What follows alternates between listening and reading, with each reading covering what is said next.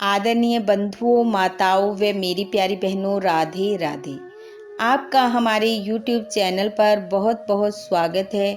बंधुओं, आज हम इस वीडियो में एक ऐसी कथा सुनेंगे जब भक्त की इच्छा पूरी करने के लिए भगवान कृष्ण को राम रूप धारण करना पड़ा। कथा सुनने के बाद आप हमारे चैनल को सब्सक्राइब करें, बेल आइकन को प्रेस करें ताकि हमारी वीडियो की नोटिफिकेशन सबसे पहले आप तक पहुंचे। वीडियो को शेयर व लाइक भी जरूर करें। बंधुओं, तुलसीदास जी बचपन से ही भगवान राम में आस्था व श्रद्धा रखने वाले संत थे।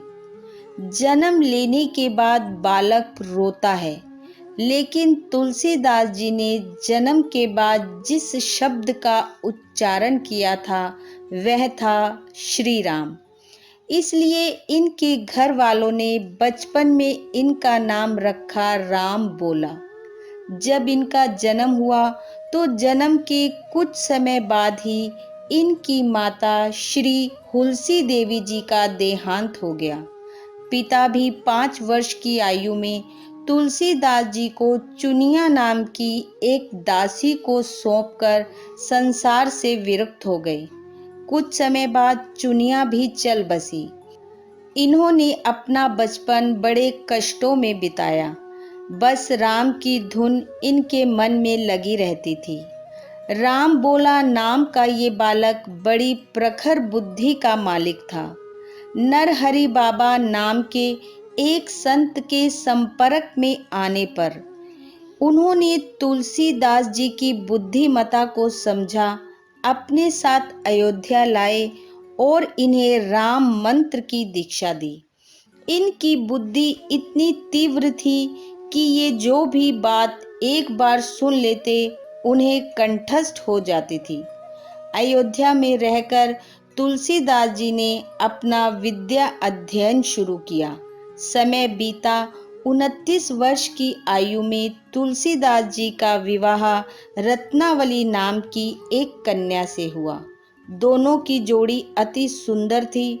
दोनों विद्वान थे, सरलता से अपना जीवन चला रहे थे।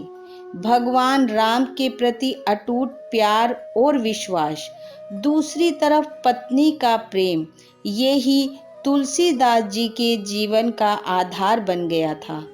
कहते हैं कि एक बार इनकी पत्नी मायके गई हुई थी। पत्नी के जाने के बाद इनका मन घर में नहीं लग रहा था। ये आधी रात के समय ही पत्नी से मिलने के लिए निकल पड़ी। आधी रात के समय ही इन्होंने यमुना को पार किया। कहते हैं तैरती हुई लाश को लकड़ी का लट्ठा समझकर इन्होंने उफनती नदी पार की। रत्नावली के गांव पहुंचने पर उसके कमरे तक जाने के लिए इन्होंने लटकते हुए सांप को रस्सी समझा और उसके सहारे चढ़कर ये रत्नावली के कमरे तक पहुंचे। लेकिन जब रत्नावली को इन घटनाओं के बारे में पता चला तो उन्होंने तुलसीदास जी को धिक्कारा और कहा कि मेरे प्रति इतनी रुचि रखने की बजाय यदि प्रभु राम की तरफ इससे आधी भी रखी होती तो आपका जीवन संवर जाता। पत्नी के इन शब्दों ने तुलसीदास जी को आहत कर दिया। वे उसी समय पत्नी को छोड़ प्रभु राम की शरण में पहुंच गए। फिर तो इनकी हालत ऐसी हो गई, जित देखूं तित राम। उठते बैठते सोते जागते बस राम की ही चर्चा, राम जी की ही छवि उन्हें दिखनी चाहिए। तुलसीदास जी इतने राममय हो गए कि एक दिन वह एक सत्संग के दौरान वृंदावन पहुँचे। वहाँ पहुँचकर उन्होंने देखा कि हर जगह कृष्ण ही कृष्ण है। वह जिस मंदिर में जाएं उन्हें कृष्ण ही दिखे। एक तो मन में गृहस्थ की पीड़ा, दूसरे अपने आराध्य प्रभु राम उन्हें दिखाई न दें। उन्हें यह बात बहुत पीड़ादायक लगी कि यत्र तत्र श्री कृष्ण का ही भजन पूजन हो रहा है। उन्हें उनके आराध्य श्री रामचंद्र जी का कहीं नाम ही नहीं सुनाई दे रहा। तब अनायास उनके मुख से ये शब्द फूट पड़े, राधा कृष्ण सबे कहें, आक ठाक अरु कैर, तुलसी का ब्रिज मोह कहा, सिया राम सो बैर। उनके मन मंदिर में तो भगवान राम बसे हुए थे। अंत जब वह गोपाल मंदिर पहुंचे और वहां भी उन्हें अपने प्रभु दिखाई नहीं दिए, तो तुलसीदास जी ने ये संकल्प लिया कि जब तक मुझे मेरे आराध्य के दर्शन नहीं होंगे, मैं शीश नहीं झुकाऊंगा। ये कहकर उन्होंने अपनी आंखें बंद की और बोले, कहा कहाँ छवि आज को, भले बने हो नाथ, तुलसी मस्तक तब नवे, धनुष बाण लो हाथ। कहते हैं तुलसी जी की भक्ति के आगे भगवान कृष्ण को अपने अंदर ही उन्हें श्री राम की छवि दिखानी पड़ी।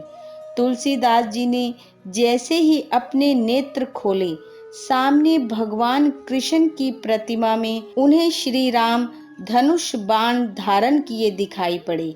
तब तुलसीदास जी ने उन्हें दंडवत प्रणाम किया।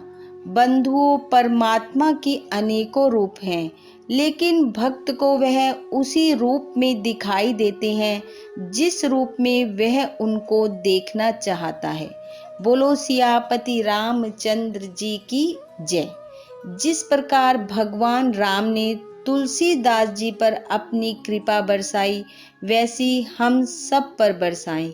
इस कथा को सुनने व सुनाने वालों पर परमात्मा की कृपा दृष्टि बनी रहे।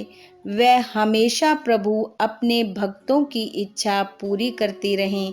इन्हीं शुभकामनाओं के साथ आप सबका बहुत बहुत धन्यवाद। राधे राधे।